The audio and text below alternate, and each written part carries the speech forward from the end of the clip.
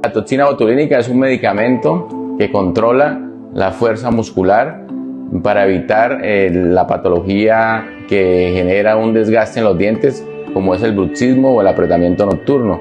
La toxina botulínica es un medicamento que dura aproximadamente de 6 meses a 1 año su efecto sobre los músculos que generan este tipo de problemas.